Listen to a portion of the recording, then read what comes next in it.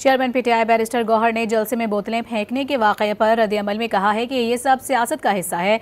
PTI के workers बहुत charge हैं जो किसी भी वक्त गुस्से में आ जाते हैं। अगर कोई गुस्सा हो जाए तो उसमें कोई बुरी बात नहीं।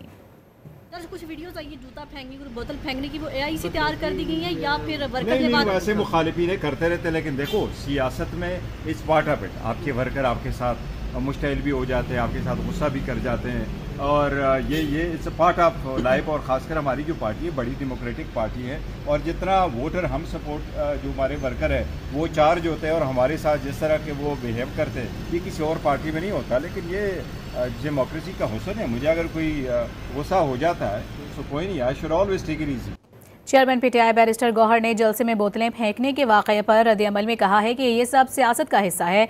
पीटीआई के वर्कर्स बहुत चार्ज हैं जो किसी भी वक्त गुस्से में आ जाते हैं। अगर कोई गुस्सा हो जाए तो उसमें कोई बुरी बात नहीं।